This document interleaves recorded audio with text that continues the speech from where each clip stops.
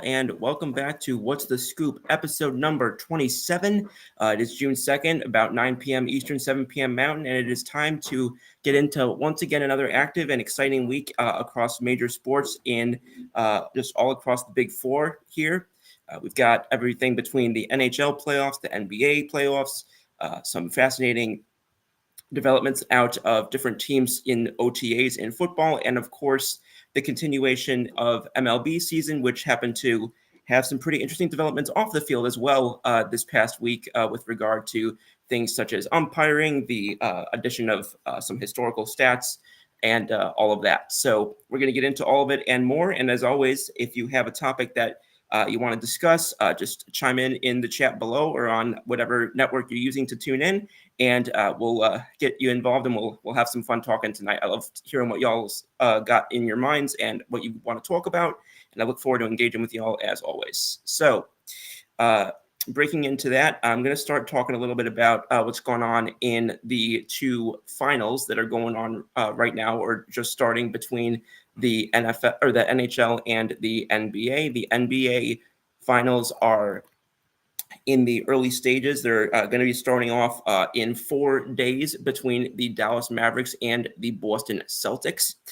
The Mavericks will be going to Boston for games 1 and 2, and then the series will go back to Dallas for the next 2 games, and then the finals will beyond that will be determined based on where they're at in the series.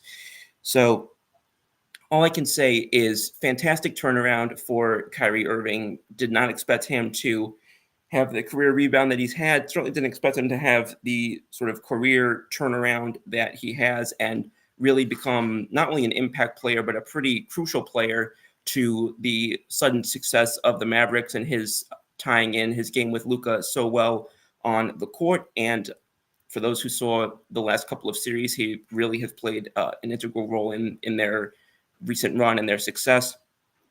And he has been somebody who people have talked about how he has struggled to mesh his game with somebody else. And the same thing was said about Luka Doncic, who's, of course, the sort of face of the Dallas Mavericks on both on and off the court. But it appears for both of them that this match has been going pretty well. They've scored particularly well, but their defense has not been as much of a red flag or as much of a pitfall as people anticipated it would be, at least certainly not to the point where it's hurting them in any sort of real way going into the playoffs and, of course, now the finals. The Boston Celtics, what I'm curious about for them, because obviously they went out and made some recent moves. They went out and did the Lillard thing. They've had the situation going on with trying to figure out what they're going to have long term with Jason Tatum. They had the Jaylen Brown stuff going on. So all of these different things. Marcus Smart got moved off. So they've had a lot of success talent-wise over the last few years, but at the same time, there's also a lot of belief that they, similar to teams like the 76ers, have really undershot the mark in terms of their talent versus their results in the past few years. Now will be yet another opportunity for them to really believe that they have finally turned that corner and really able to put something together and see if this is the time that they can do it. So that being said, we've got Mr. Osborne jumping in, chiming in with us tonight. Good to see you, Mr. Osborne. Thank you again. Says, hey there, Scoops. Glad to see you. Kind of like the Mavs, kind of like seeing the Mavs moving on for more than one reason. Yeah, I haven't had a ton of, I don't want to say interest, but like I haven't followed the Mavs all that closely in my life, but I do have some sort of a soft spot for them because I'm a huge fan of their owner, Mark Cuban, not just from his Shark Tank days, but also just from a lot of stuff that I know about him sort of behind the scenes, if you want to say. There's a really interesting clip I encourage anybody to go listen to where he talked about when he first bought the Mavs, and he talked about how he went and set up his phone in his office or whatever you want to say, his workstation, right in the middle of some of the main day-to-day 9 to 5 employees. And he said, I want them to see that if I want them to be doing something, I'll be doing it too, or I'll be willing to do it too, something to that effect. I'm paraphrasing, but highly recommend going to try and find that clip because it's made me a big fan of Cuban, and I definitely respect his way of doing business. And so I've had a soft spot for the Mavs for that reason. but yeah, definitely agree. It's nice to see the Mavs, because I think a lot of people believed that Boston was going to be either in the finals or at least one of the favorites to get to the finals. I'm not sure that as many people saw Dallas making the West run that they have. And it sometimes is nice to just kind of see, like we said in MLB last year, just kind of see some new teams jumping in there and kind of see not necessarily new blood, because it's funny because a lot of people say that they want to see new blood, but then last year in MLB, the World Series ratings for the Rangers Diamondbacks were relatively low for recent years. So I'll be curious to see what the final numbers are with regard to viewings on this series. If, again, I know the Celtics are obviously a huge brand, but at least, from the Maverick side of things, it's a bit of a shakeup. So I'm glad that you're excited, and hope that they do well for you, Mr. Osborne. Appreciate that comment. That being said, since I was talking about finals, I'm going to pivot over here for a second, because not just the NBA, but also over in hockey, the NHL is in the, not quite in their finals yet, but they're on the doorstep of it. They just had the Florida Panthers oust the New York Rangers yesterday. And then today, they're currently in Game 6 between the Dallas Stars and the Edmonton Oilers. The Oilers have the 2-0 lead on that in the second period. We'll be checking that throughout the game, or throughout the show as well. But yeah, the Rangers were a team that a lot of people had been telling me that they thought that they were pretty much looking at as the favorite. I definitely did not have my bracket in any sort of formidable level by the end of this conference round or the conference finals, because I had the Carolina Hurricanes going all the way. So unfortunately, my bracket is about as worth much as a coaster right now. But I obviously congratulate the Florida Panthers on that, and they definitely had to play really tough in order for the Rangers to go home. And then we'll see what happens on this other series. Right now, it's been very competitive, and it'd be kind of cool to see it go to a Game 7 if that's how it turns out, because obviously those are always exciting no matter what the sport is or who the teams are. But we'll see if Dallas is able to pull this out on the road against Edmonton to be able to make that happen.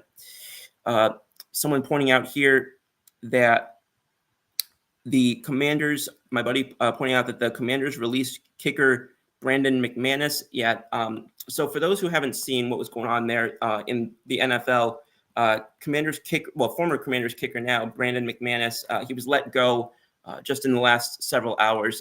There's been alleged allegations made of and a lawsuit filed that's become public, which pertains to SA. And I don't want to go into a lot of the details about it, because again, I don't want to speak on something while the legal proceedings are still going on. But that move has been made, and that transaction has taken place in the wake of those legal developments. I'll leave it at that. Kurt's coming in. How you doing, Kurt? Says, is Joe Mr. Osborne says, NASCAR was won basically on fuel mileage, and don't know what happened to my guy Chase Elliott. He kind of fell back. Yeah, I'm still kind of trying to get more deep into what's going on over there. Thank you again. You've been sending me some pretty interesting information that I've started to look at. So thank you again for that. And I'm trying to kind of catch up on what's going on there with some of the more recent developments. So I'll look into that as well. Kurt says, is Joe Mazzulla, the head coach, in trouble of getting fired if the Celtics lose in the finals? Let me think. Because I think that they were always going to have a bit of a longer leash with him, because, again, he kind of was thrust into a situation. Obviously, when you're in a position like he's in, you always have to be prepared for the fact that you could be called on to take on to step into a bigger role. But the fact is that they just didn't foresee his rise coming in the manner in which it did, obviously, with everything that happened in the wake of the Ime Udoka stuff.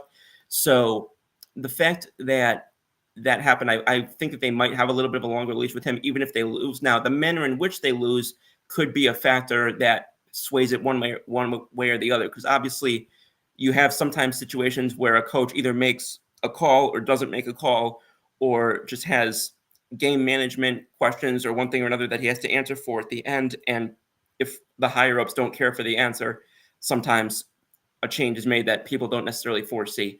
But I would be really surprised, I'll say it, if that happened in this situation.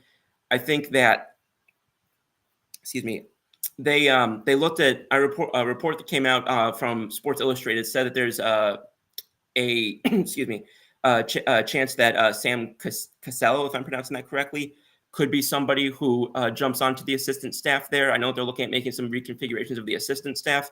So if that's the case, then I could see some of that perhaps being more likely, some shakeups to his sort of staff that he's got working with him. I think I'd have to see something really of them falling flat on their face in order for them to make a change there. Because let's also go back.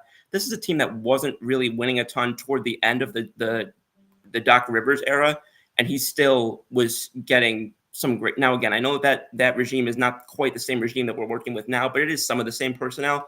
And so I don't know. Boston's not really one of those trigger finger type of organizations in recent years from what I've seen. So that would surprise me. But again, anything can happen, obviously. I think that some of the other moves that are going to be around, in fact, their biggest rival with the LA Lakers, that coaching situation and how it develops with that staff being built out, that's going to particularly be intriguing to me because they went from, just thinking about who they've had in the period of time that I've been really following the NBA as a league, not necessarily just following the Pelicans, but just following the NBA as a league as a whole.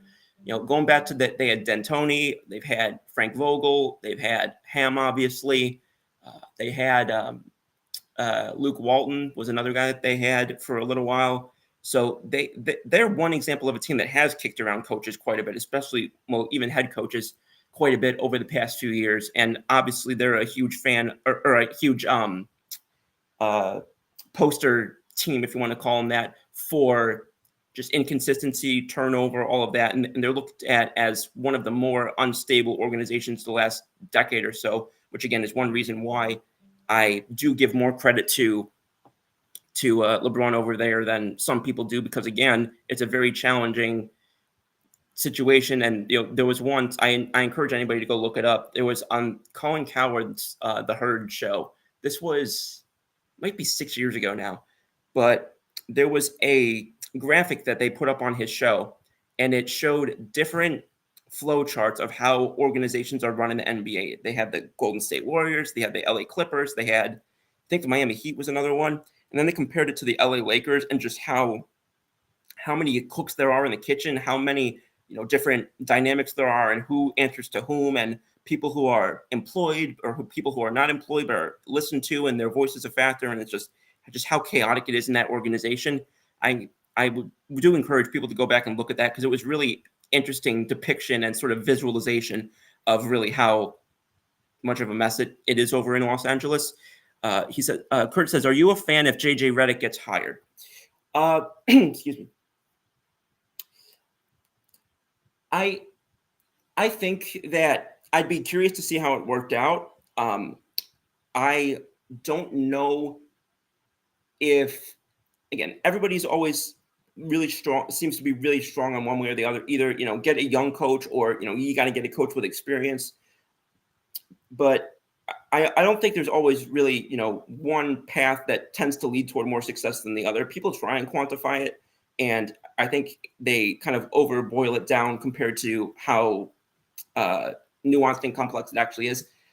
Redick, I could see being a good fit for some of the players over there. I think that he might be somebody who has the ability to sort of command some of the respect from the veteran guys, especially some of the he had a big voice over there in Los Angeles a few years ago with the scandal with Donald Sterling.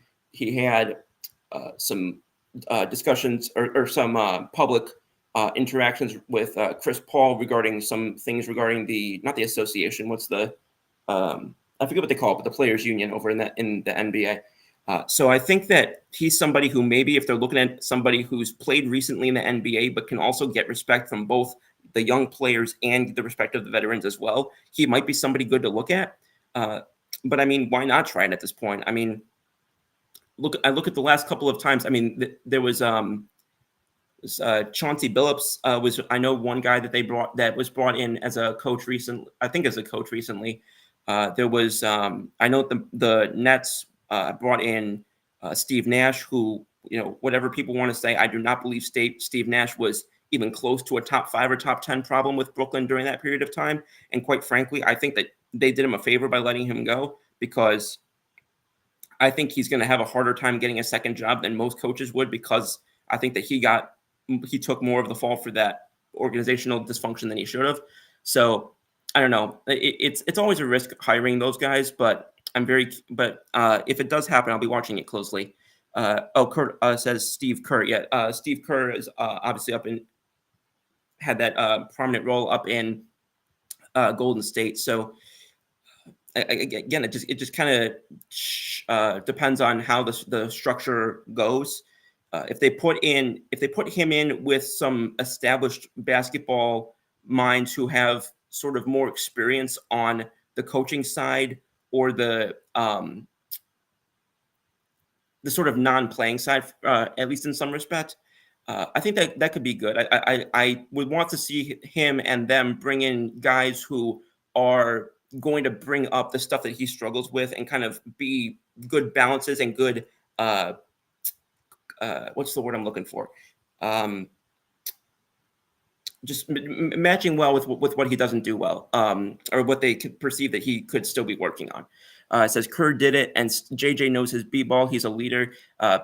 Yeah, definitely have nothing but great things to say about his leadership. And I think that as if obviously if it does work like the Steve Kerr situation did, obviously they'll very much take that. But I think if you have the right people around you, again, trying to kind of just flank whatever they perceive his sort of what he still needs to work on. That would be my main concern, is do the Lakers have it in them to go outside the organization and bring in these voices? They've got a very sort of Dallas-y, meaning the Dallas Cowboys type of mentality, it seems, where they like keeping what's in the organization close to within the organization. And I'd like to see them be willing to go outside to people who don't have close ties to LA or LA basketball. Another update, similarly, the former Lakers head coach Darvin Ham turned down an opportunity to join Mike Budenholzer's staff as an assistant in Phoenix. So there's speculation that he could be on the lookout for a new head coaching opportunity. I don't have any specific teams right in front of me that I've heard strong connections with, but that is something to keep an eye on. Mike Brown, speaking of people connected to the Lakers and or LeBron James, the Kings and Mike Brown had an agreement this past week on an extension. Mike Brown was offered a 3-year extension, and then they later came to an agreement. So Mike Brown will be sticking around as head coach of the Sacramento Kings. After talks had briefly tabled about a week or two ago, they resumed, and ultimately they were able to come to a deal. So there are other moves that are being made around that conference and those divisions as well. Mr. Heron says, hey guys, smash that like button and share, guys. DB4L baby, I believe that means Denver Broncos for life. He says, how about my Brewers, my guy? Let's go. Yeah, again, you guys are just really impressing me. I've been critical on here of your owner multiple times, Mark Attanasio. I'm not a fan of his, but again, the record speaks for itself. Now, again, you guys played the worst team in the MLB this weekend, so I would really hope that you guys played well against them. But that being said, 36-23 record is a 36-23 record. You have to win no matter who's on your schedule. So congrats to y'all for being in such a strong position, and I think a lot better than most people, including myself, definitely would have predicted. Scoops, Juan Soto, guy is unreal. That game that I saw earlier tonight and what he did in the 9th inning, for those who didn't see it, New York was playing San Francisco. They were down 5-3. And then Jose Trevino gets on and he turns into a speeding bullet. I didn't even know that catchers were allowed to run like that, but he takes off. And then Volpe brings him in, makes it a 5-4 game. Volpe triples, gets him in. It's a 5-4 game. And then Soto jacks went out to right field in the top of the 9th to make it a 6-5. And New York ends up holding on to win. So fantastic comeback for them in San Francisco. They end up going 7-2 on the road trip, which is obviously fantastic for any team going on the 9-game road stand.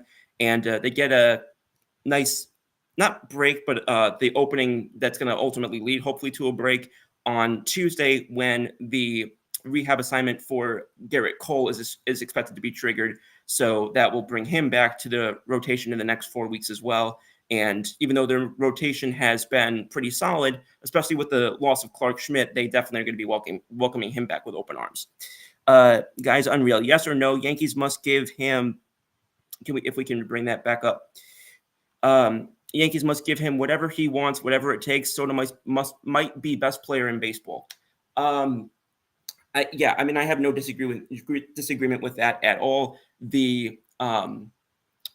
It's a blank check type of thing. There's very few players you give a blank check to. When you've got a 25-year-old who's got probably at this point the best record for a 25 or younger player since a guy named Ted Williams played for Boston.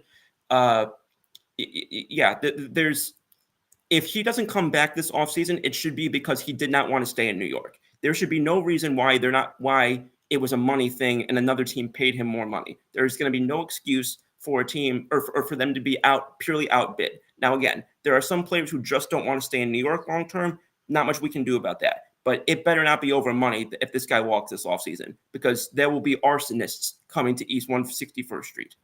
Coach Brislin says, "What's up, Scoops? I remember a show where everyone was bashing Judge. Would you still want to make the trade of Alonso for Judge? Not me. Judge has been a great..." I don't remember ever advocating myself for the Alonso for Judge deal, for an Alonso for Judge deal. When a guy can play center field, even at a solid level, if not a fantastic level, and hit the way that Judge can, where he literally is an AL home run season record holder, I am not trading him, no matter how good the guy may be. I'm not trading him for a first baseman DH type who has been banged up a little bit. It's just not something that I'm doing. No, Judge, I think that insinuating that they should or would trade Judge at this point is beyond wild, fairly nonsensical in my opinion, and just not something that I would do. I think part of the reason why Judge and Soto and a couple of the other guys are having such a good season is because they're playing off of one another's strengths in that lineup. I don't think Soto's this level of Soto without Judge, and vice versa. I don't think Judge is this caliber of Judge without Soto. I think that their games are playing off of one another and bringing out better in one another, and not just them two. I think it applies to guys like Verdugo. I think it applies to guys like Trevino. I think it applies when he's in the lineup to guys like Cabrera. Unfortunately, I don't think it's rubbed off this year yet on some of the guys like Torres, LeMahieu, and Rizzo. But I still am keeping Rizzo just for his clubhouse presence and his consistency on the field alone, for being able to be a sure-handed first baseman, glove-wise at least. But no, in no way, shape, or form am I trading Judge or even entertaining it. If someone calls me and they even breathe they even utter the syllables Aaron Judge in a trade thing, I'm hanging up, I'm blocking their number, and I'm calling my service provider to make sure that I don't get a call from that number ever again. And Coach Breslin says he agrees.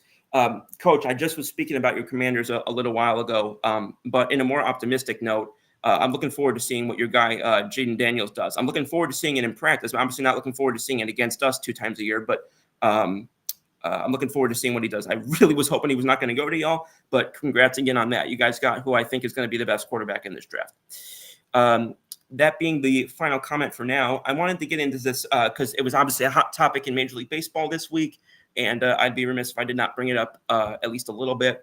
So for the baseball fans out there, I'm sure most of you have heard by now that the infamous, and I wouldn't even call him polarizing because this seems to be something that's pretty much agreed upon among baseball fans, that Angel Hernandez, the much maligned umpire, has retired. He retired effective immediately this past week, which was fairly out of nowhere, but obviously just somebody who for the last several years has been far more known for the calls that he misses or that he doesn't make or whatever the case than anything positive. In fact, you've got national and regional and team affiliated analysts and broadcasters and commentators and whatever who say, oh, it's going to be another Angel Hernandez game, or oh, Angel's leaving his mark on this game again too, and all this stuff. So it's ubiquitously known how bad this guy is. Supposedly he's a good person. I don't know much about it other than what I've heard secondhand. But that's supposedly the case. That's great. But I don't understand how he was an umpire for as long as he was.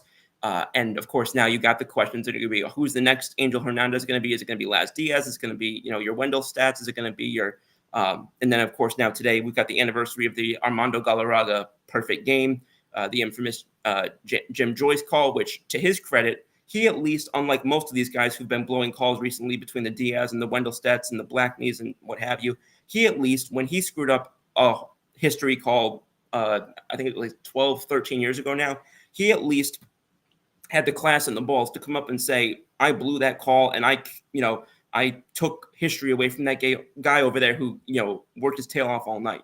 So at least credit to Jim Joyce for that one. But I came into this, this show kind of curious because we're all talking about, who's going to be the next Hernandez, who are the terrible umps now.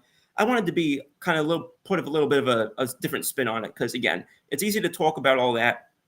It's easy to talk about, some of the worst umpires and, how, we all want to see now the robot umpires and one thing or another because of all of this.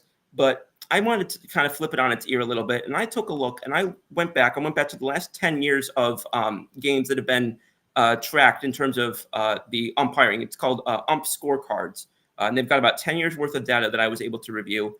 And I went back and I wanted to see, in terms of the guys who are in the game right now, who are some of the best and most accurate umpires that we've had in the game currently and that we've had in the game recently. Who are the guys who, when I see a big game, whether my team's in it or not, I can say, I can trust that this game's going to be decided by the players on the field and the guys in the dugout, not the guys wearing the black who, let their egos get too inflated and put their 7-second mark on a game for no particular reason.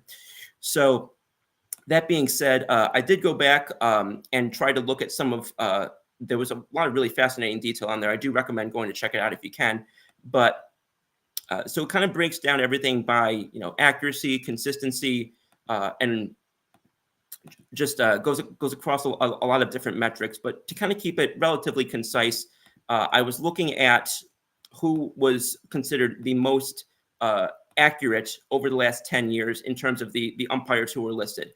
And I didn't want to go with just guys who were, who've only umpired, let's say, 5, 6, 7 games, because obviously those averages, if you want to call them that, are going to be relatively inflated. So I kind of tried to pull that down a little bit. Now, of course, it's not loading, so I apologize for the technical difficulties here. But if you could just, I'm going to keep working on that in the background. But Mr. Osborne says, not only in baseball, but the WNBA has the controversy with the fouls that involved Caitlin Clark. The eyes are certainly wide open. Yeah, that was something I was beginning to read a little about in the last few days with regard to not just, obviously, like you said, not just baseball, but how it's becoming more and more, I don't know if obvious is the word, because I feel like a lot of people think it's been obvious, but it's being taken more and more to a level where people are not just talking about it, but they're actually pushing for something to be more done about it, I guess you could say, or, more action to be taken at some level, whatever level that might be. People are, I think, taking it a little more in that vein where, they think, okay, something actually has to be done about it. And we have to actually make some progress here. It can't just be, oh, great. We all know it's an issue, but it's, it is what it is. That being said, going back, I found this thing came up. But yeah, so I was talking about some of the umpires that I wanted to just kind of give, positive or say positive about. You got guys out there. Derek Thomas is out there. He's one of the ones who hasn't contributed or hasn't umpired as much, but his accuracy level is the highest. He's gotten over 95% of his calls correct. John Libka has umpired over a full season's worth of games. He's at 95% correct. And you've got other guys as well who go a little bit further down the list. Jeremy Rehack, Edwin Moscoso, who are all around the 95% mark. So As much as we love talking about, some of these terrible umpires and some of these guys who, it's infamous when they get on the game. You got your Will Littles, your John Libkas, your Pat Hallbergs, if you want to throw him in there. So there definitely are some guys that we can still look at and say, okay, this guy knows his stuff. This guy is reliable. He's consistent. He's accurate. He's fair.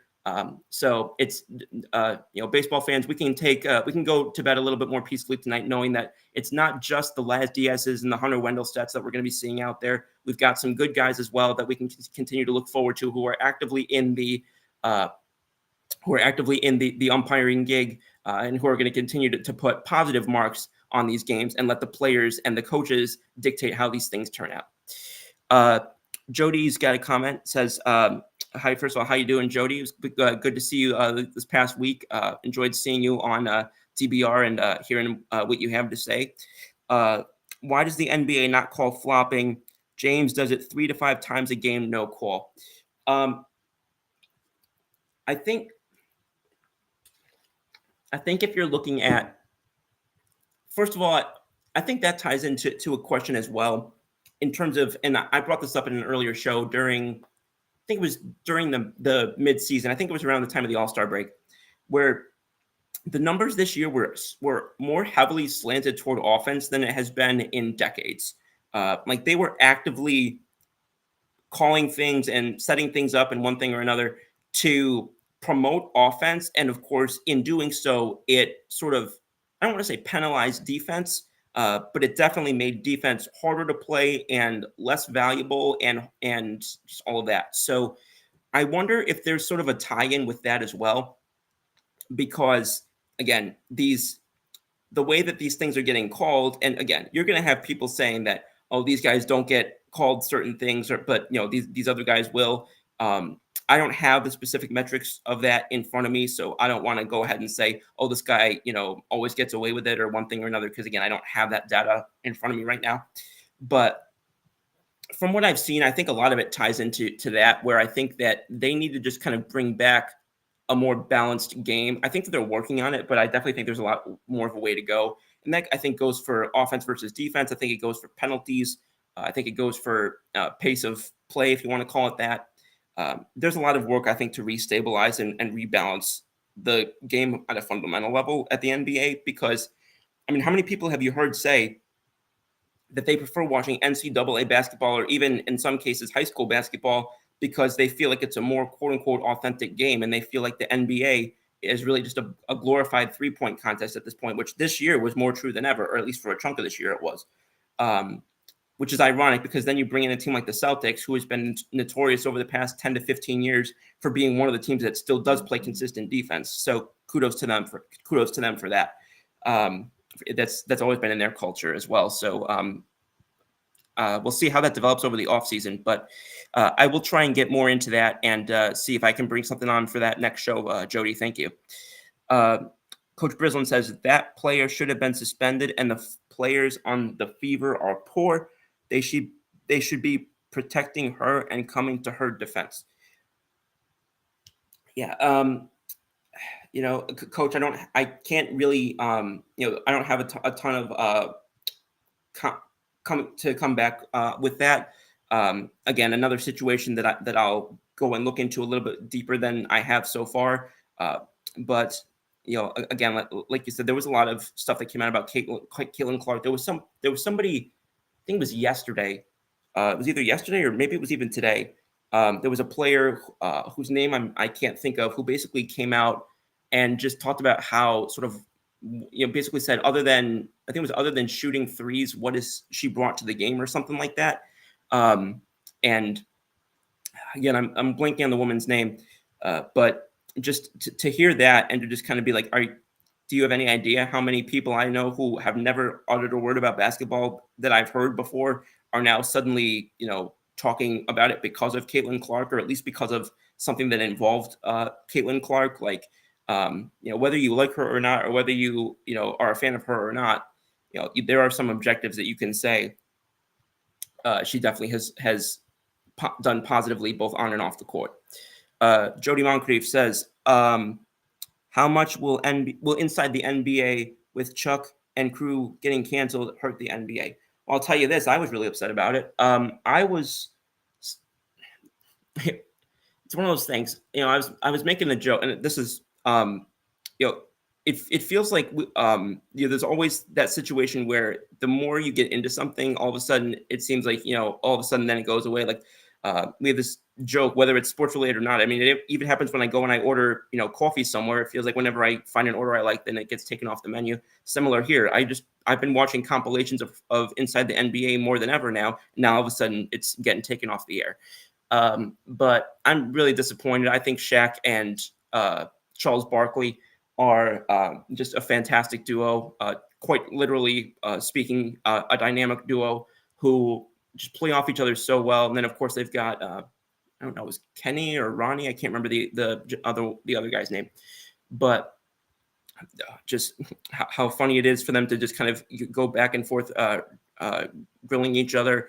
And then, of course, when Chuck says something that he's just like did not listen to himself when he talks, and then of course Shaq's just over there, trying not to completely, laugh his tail off and just kind of completely steal the show. Which I can definitely relate to Charles Barkley, because the amount of I'll literally say I had a Charles Barkley moment when I'll just say something and I'm like, I should have really phrased that better. So he's very relatable in that regard. Ernie Johnson, that was the other one I was trying to think of, and then Kenny Smith. Okay, thank you. Yeah, so I think I kind of combined both names into one. So thank you, Trevor and Jody, for that. Yeah, Kenny Smith and Ernie Johnson were the other two. Coach Brislin says so much jealousy, they wanted exposure, and now they have it. Yeah, I mean, I think unfortunately, we see a ton of that. Like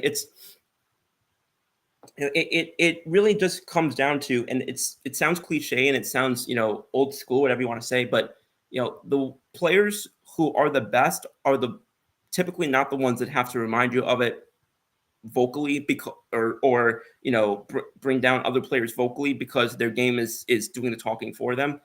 Like for example, I have not really a tremendous issue with you going out there if you're gonna flip the bat or one thing or another, and all of that. That doesn't really bother me all that much. But I do also have an undying respect for guys like Aaron Judge, who when they hit the home run, no matter if it's their 30th or their third, no matter if it's 500 feet or 320 feet, the guys who just put their head down, run the bases, and just act like they've done it before, they've been there before, that's always very refreshing as well. So I think a lot of times that's just like you said, they're getting the exposure in certain ways because they're not able to do it the way that these other people are doing it organically and authentically, which is typically with their success on the court. Which ironically also brings me back to something I saw recently. It wasn't a recent event that it happened, but I saw a message about it recently, which was Fernando Tatis. There was a game where the Padres had a significant lead, and they were, I don't know what the score was, but they had a significant lead, and Tatis, I think, got a 3-0. It was a 3-0 count, I think, and he swung at the ball, and pretty sure he got a home run. And people were, dragging him for it, saying, that's against the unwritten rules, one thing or another, yada yada yada. Let me tell you a story real quick, and this was from a while ago, but this was back several summers ago. I was probably not much older than 10 or 11, and the Yankees game was on. They were playing Oakland, and Yankees were down 7 or 8 runs in the 5th inning, and I was just like, oh, this is over. I go in and I go into my room and I pull up one of my summer reading books because I'm just like, oh, there's no point in watching this game anymore. I come back. The Yankees came back. They had won 22-9. They scored 22 runs in the second half of the game. And that was not a year that New York won the World Series or a year that Oakland was absolutely trash, nothing like that. This was a year that both teams were fairly competitive, and that massive comeback came. So I don't care if you're the Mike McDaniel situation from a couple of years ago with that record. I don't care if you're Fernando Tatis. I'm not a Tatis fan, but I will defend him here. If one day I, God willing, get to GM or get to coach or whatever, in my opinion, you're being more disrespectful to the game or to my team or to whatever by playing down or pulling your starters and putting in your backups or pulling off the gas or taking it easy on me, whatever the case may be. You're being more disrespectful to me, in my opinion, by doing that, or my team by doing that, than you are by continuing. If my team is so bad that day that I want you kicking our ass 16-0, 17-0, because that to me is more disrespectful to competition that we didn't show up to play than you guys that are continuing to put your foot down, because those numbers still matter to your guys' stats. That could be the difference one day between a 26th guy on the roster being on the roster or not, those numbers. So in my personal opinion, I understand the tradition. I understand the unwritten rules. I understand, the integrity of the game. I do understand all that. I respect a lot of that. But in this situation, I'm not with it.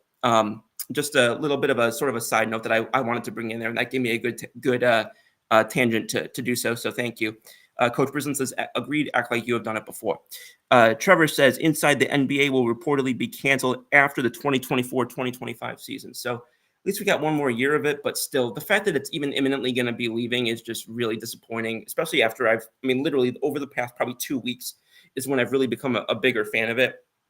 And going back and listening to, because people have put together like 30 or 40-minute compilations of it on YouTube, and I've just been, I'll either watch it before I go to sleep, or I'll watch it when I'm, eating breakfast or whatever the case may be. And it's definitely a good way to kind of boost your psyche if that's what you're looking for. It's kind of a nice little side if you're, when you're having your caffeine, it's kind of a nice little side as well to just kind of let yourself laugh.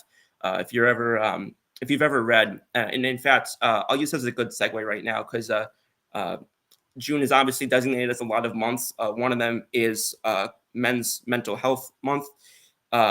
So anybody who's out there who is looking for perhaps something either for themselves or for somebody else, I highly recommend a book by Fox on NFL reporter Jay Glazer. Excuse me. And the title, it's got a long title. The full title, just so I don't get it, don't miss a word here. It's called Unbreakable, and it says how I turned my anxiety and depression into, how I turned my anxiety and depression into motivation, and you can too. So that, and again, Fox NFL guy Jay Glazer, he's been on for a while. He wrote that story. He's brought in guys from the NFL, whether it's, he's brought in guys like Michael Strahan was prominently mentioned in the book. He's brought in guys, a couple of Eagles players he's worked with as well, guys current, former in the NFL. But especially if you're a guy who's looking for just like, somebody who perhaps you can, who and you're familiar with and you respect for other reasons, and you're like, wow, this is somebody who, I know is like, the top of his game, literally or figuratively. And he's, really outlining and delineating some stuff that either I can relate to or I know a buddy of mine can relate to. Highly recommend picking up that book or gifting it to somebody else. And of course, as everybody tries to, remind everybody, please do reach out to somebody, whether it's a friend, a family member, if you're feeling comfortable doing so, because everybody, your physical health and your mental health, it's all important. So just wanted to put that out there as well, and just sending my love and prayers out to everybody. Just wanted to use that as a segue as well. Pardon me. Going forward off of that, I'm going to kick back a little bit because I started talking a little bit about baseball, but now I want to bring into a little bit what's going on the field, because I feel like we spent a lot of time talking about the umpiring stuff, but just kind of giving a recap, a little bit of what's going on around the league right now. Houston, they were on a bit of a tear for a little while. They're still hanging back a little bit. They're 7.5 back. The teams leading their divisions right now are currently New York, Cleveland, Seattle, Philadelphia, Milwaukee, and LA.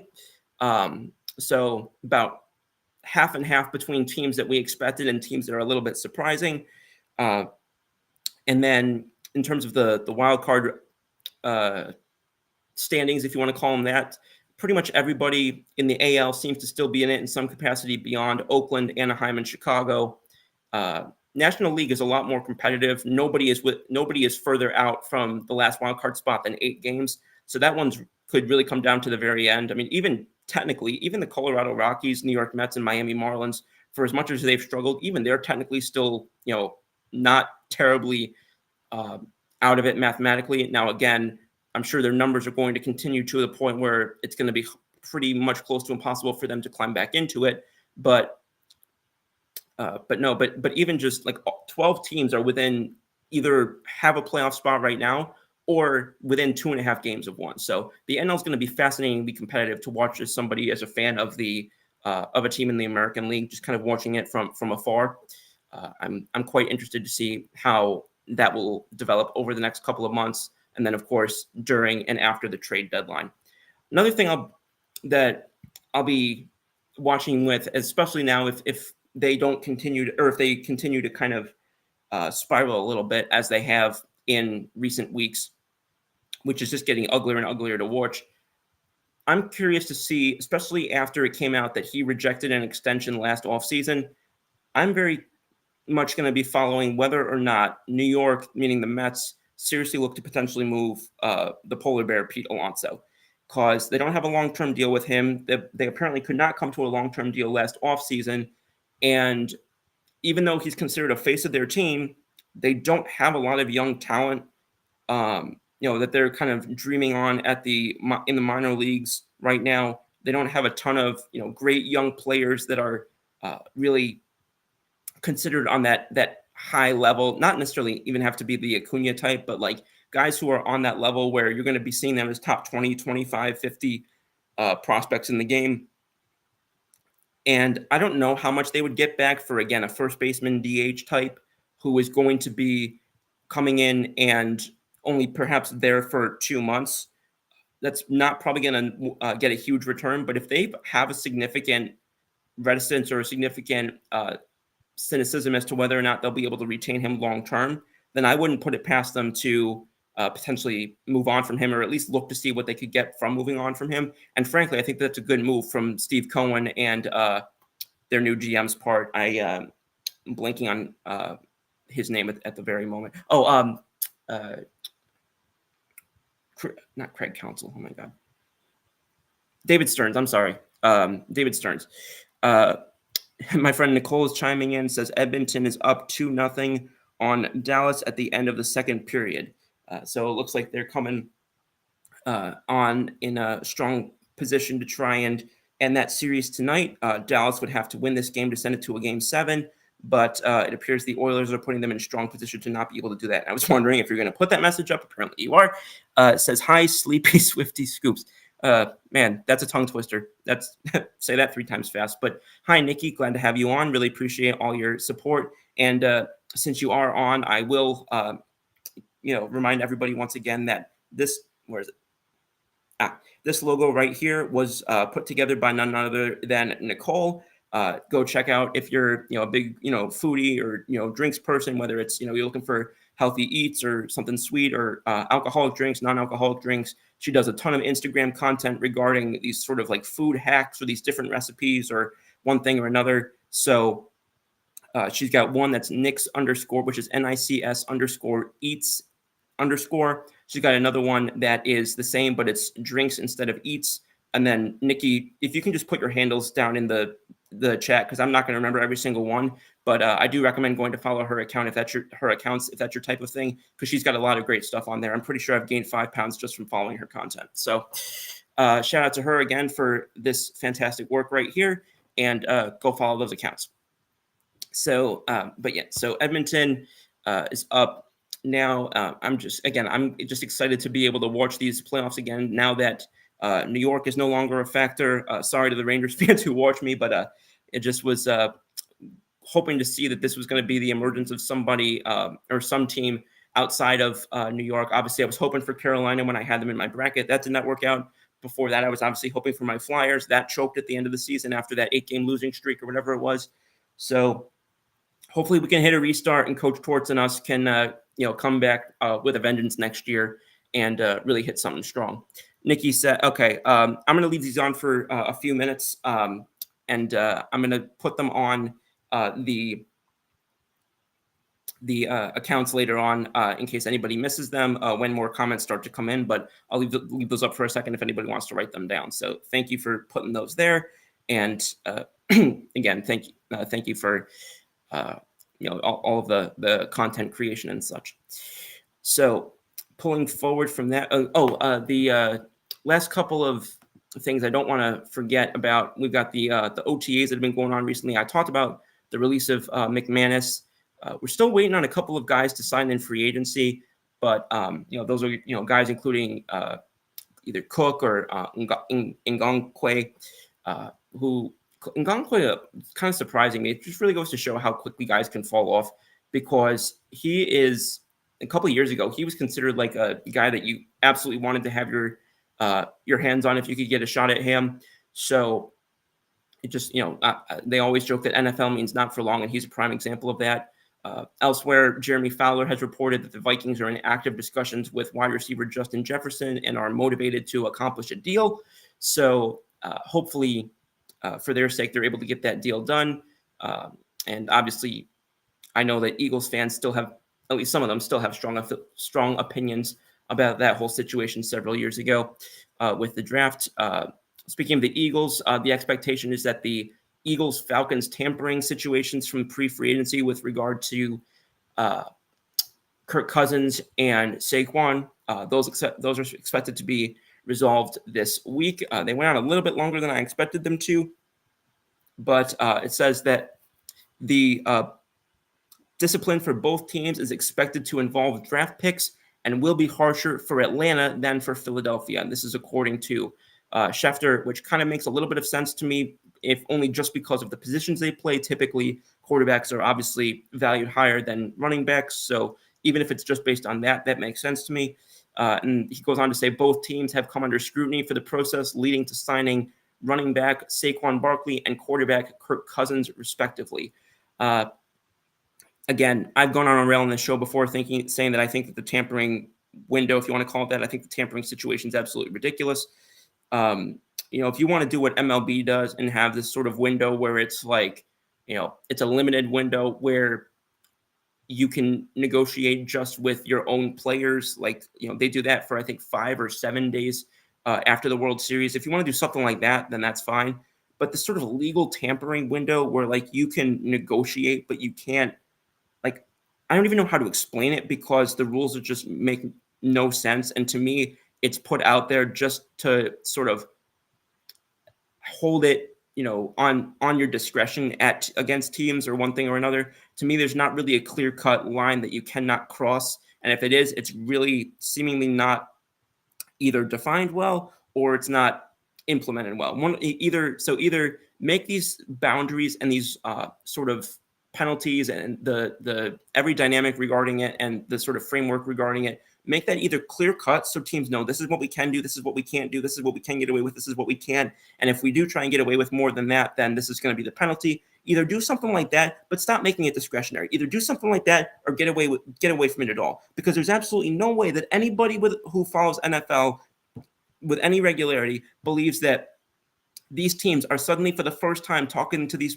teams at, or these players at 4 p.m. Eastern on this one day and haven't had a single conversation to this point. And then all of a sudden, all these moves are rapidly leaking at 4:03.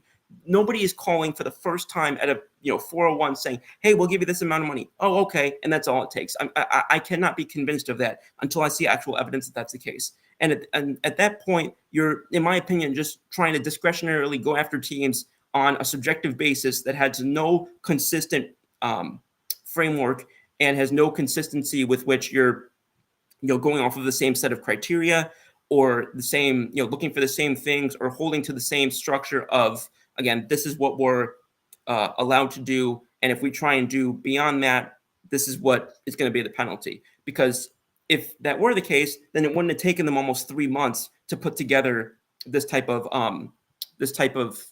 punishment, if you want to call it that. I'm sure it's not going to be all that much, and I'm sure it's just going to be more so that the NFL can just performatively say, look, we did something, we're coming down on this, we're standing on, but you ain't standing on nothing. Okay, you're not standing on nothing, because if you are, then outline specifically what these things are and outline specifically what the penalty every single time this certain thing happens with certain circumstances is going to be. If you want to do a sliding scale, that's fine. You have sliding scales for pay for these draft picks. You can do it for tampering if it matters that much to you. And if it doesn't, then screw the tampering, get it out of here, and just make free agency either open on Saturday or open on Tuesday. Stop trying to be all holier than thou with this stuff and using it selectively against teams, because we all know not every team gets treated the same way, and not every free agent gets treated the same way when it comes to this. My buddy Trevor's coming in, says Mr. Savage Swifty Scoops. Man, these S nicknames are getting longer and longer. It's good to see you, my friend. Good to see you too, Trevor. Thank you so much for filling in tonight and spending some time helping me out behind the scenes. Greatly appreciated. Kenny, hope you're having a good work show. Obviously miss you here tonight, but appreciate Trevor, obviously, that you're able to always be here and be accessible. You've been a tremendous help on this and my other show as well. Nikki says, I'm so happy New York is out. It was like Christmas morning came early for us Devils fans. Yeah, I had a friend of ours, well, a mutual friend of ours, who I'm not going to name drop on here just because I don't have, who I don't have, I didn't speak to them before directly, so I don't want to name drop them. But I had a mutual friend of ours the other day say, like, why do Devils fans why are Devils fans so obsessed with, the New York Rangers, one thing or another? So I don't have the answer to that, but it does sound like there's quite a rivalry either developing or reigniting between both teams. So we'll have to talk a little bit more about that because I don't quite really understand all that. Again, my understanding of teams and franchises is predominantly, obviously, Buffalo and Philadelphia. So you'll have to help me understand that more in depth at some point because I didn't really know how to answer that question. But I do know, obviously, that New York and Philadelphia historically, just as cities, have strong rivalries in sports, which is why I tend to get a little bit of flack when I tend to align myself more with Philadelphia sports, even though I've spent more time in New York. Says that rivalry has existed for the longest time, the Battle of the Hudson. That part I knew, but it's just like, I don't know. I guess it sounded to me, I guess, like this was like just a more one-sided affair where, like, people in particular were coming at Rangers fans from the Devils side for some reason. Again, I don't know, but it was brought up to me by somebody a couple days ago. Since you brought it up, I just wanted to ask before I forgot. Excuse me. But yes, I do know that you and I are both happy. Not a ton of things that we agree on sports, excuse me. But I know that we both were looking forward to seeing that outcome come to fruition. Although I will say, I've seen a little bit of content, and I'll put this one out there as a rare sort of pseudo alliance with some of the Rangers fans. That I will say, I've seen some content from him. I've heard some of what he says, and maybe I judged Matt Rempe as a person a little too harshly early on. I definitely don't care for him as a player, and I definitely don't care for him as long as he's wearing that Rangers sweater. But maybe at least as a person, I may have judged him a little bit too harshly because I'm liking some of his off the field or off the ice content, I guess you'd say, more recently. So that's my rare sort of again, I'm in a good mood, as I was saying earlier, with the pro umpire stuff. I'll end come to the end of the show a little bit similarly in a good mood and give up a props to a rival team over there, or at least the fans of a rival team. I'm gonna have to go take a shower in holy water after saying that, but that being said, just double checking, just started the third period of that game. It is, like you said, still 2-0 in favor of Edmonton, and that's there's no with regard to the NBA. I think that the next thing, aside from the NBA, that's really going to be getting a lot of attention, whether you think it should or not, it's probably going to end up being the Bronny James situation. Because again, there's teams that are saying, he's wanted by, was surprisingly high number of teams. I don't remember the exact number, but he's wanted by X number of teams to come in for a workout. And, this is, somebody who pretty collectively is believed to only be a second round pick, perhaps even an undrafted free agent. And then there were some people who basically said that he only wanted to work out for a couple teams. And they were basically saying, how can he decide that he only wants to work out for a couple teams when he's not even sure he's going to get drafted? So again, there's always that talk about, well, he's LeBron's son, one thing or another. But then there were the counter arguments made as well that, it's not uncommon outside of the sports world as well for if you have the right connections to be able to utilize them. And in various areas of life, it's often not only not held against you, but it's often encouraged if it's possible. So there was also that counter argument that was made as well. Not 100% do I not say that I buy into it 100%, but again, as someone who tries to bring on this show with as many different perspectives as possible, just something else I'm floating as something that I had heard that I didn't 100% think of myself. Nikki says Matt Rempe needs to learn how to use. Hello. Matt Rempe needs to learn how to legally use his size. Apparently, I need to learn how to use my voice box. But again, I still not a huge fan of him on the ice. He kind of, to me, feels a little bit like a who can I put him with? Maybe a David Ortiz type. Now, obviously, he hasn't accomplished nearly as much as David Ortiz, but somebody who seems like a likable guy off the field who I just hate as soon as he gets into his game or is in the middle of the actual sport that he plays. Maybe he'd be an example of that, or maybe a Dak Prescott type of thing. But we'll see what happens there. And speaking of Dak, still waiting to see if he's going to ultimately get that contract that we keep hearing he's going to. For your guys' sake, I hope that he doesn't. For our sake in Philadelphia, I hope that he does, because I'd love to see y'all unnecessarily handicap yourselves even more with the cap. But that's for something for another episode when something actually either does or does not happen. He's Jacob Trouba Jr. Don't know a ton about him in particular, but I will do some research on him since you mentioned it. Trevor says, I am honored to be able to help you out, Scoops. Thank you for all that you do, bro.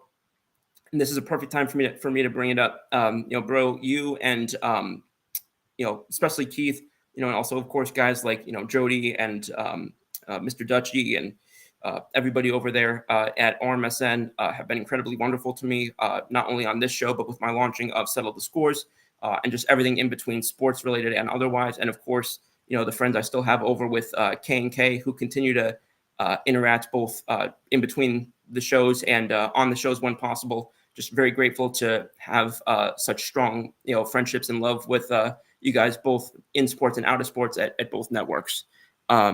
Nikki says, I'm still hoping Lamb gets his contract more than Dak, LOL. I'll put it this way. If I were a Dallas fan, I'd be agreeing with you. I obviously don't agree with you, but that's because of my own personal bias. That being said, just ticking past the buzzer, just past 1 hour in. I'll give it another minute in case any last minute comments come in. But y'all, this was another very active show. I really appreciate everybody who continues to jump in and everybody who has helped make, who has made the adjustment to these new times for both shows. I know we recently moved both Watch the Scoop and Settle the Scores to different days, but really appreciate how it's working out so far. I think it's, the engagement has been really awesome. Continuing to have fantastic people, not only in the comments, but also on as guests. And I look forward to that continuing. If you're somebody who's been in the comments and wants to be on as a guest, please private message me. I'd love to discuss that with you and get more people on here with me so we can have some good discussions, whether that's, something specific or just doing an open show like this. I always love getting people involved as much as possible. That's, a big driving force behind this show. So thank you all so much. Really appreciate it. And thank you again to Trevor for helping me out behind the scenes. Kenny, missed you this week, bro. And looking forward to having the professor back next week. I'm sure that my exams will be twice as difficult from the professor to make up for it. But all seriousness, thank you all again. And we'll see you on Thursday night, 9 p.m. Eastern, 7 p.m. Mountain for Settle the Scores. And once again, 9 p.m. Eastern, 7 p.m. Mountain next Sunday for What's the Scoop? Same Scoop time, same Scoop channel.